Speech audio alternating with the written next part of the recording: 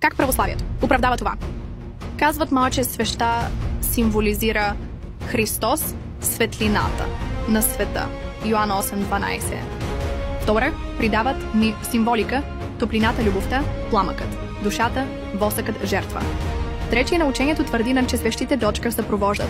Молитвата си засилват духовната, връзка и са, форма на дочка поклонение. Вярващите често чуват пали свещ, за да се чуе молитвата ти. По-добре. Нещо абсолютно не е библейско. Произход над практиката. Свещите в поклонение идват от езически ритуали. В римските и гръцките храмове хората палели свещи пред дочка статуите на боговете си. В християнството дочка се въвеждат. 4 век, след съюза между църквата и държавата. Константин. Иероним и Тертулиан изобличават тези практики, наричайки ги внесено от идолопоклонство. Свещим светлина и лампади в дочка в Стария завет. Първо, светилникът, менора, в скинията. И храма е Божие нареждане. Изход 25:31-40.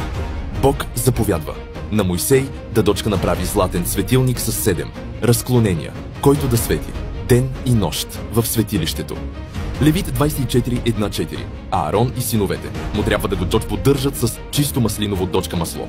Но тази светлина не е молитва или народен обичай, а символ на Божието присъствие, Божията истина и Христос като светлината на света. Йоан 8:12. Но ето какво не се среща в дочка Стария завет. Първо, няма нито един случай дочка, в който дочка обикновени вярващи палят свещи като жертва, молитва или знак на дочка поклонение. Второ, няма паленето на свещи, чок пред идоли, чок икони или изображения. Изход 24:5. Не си прави кумир, не им се скланя и не им служи. Нима, палене на свещи пред образ не е форма на поклонение. Трето, няма идея, че ако запалиш свещ, Бог ще те чуе. Това е езическо мислене, не е библейско.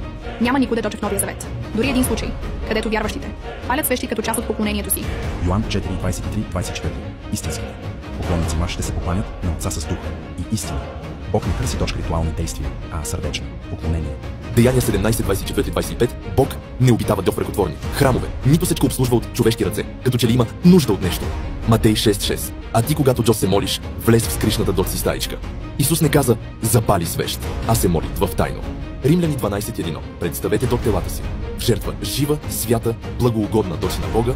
Ние самите сме свеща, която трябва да гори чрез делата и вярата си, не с восък.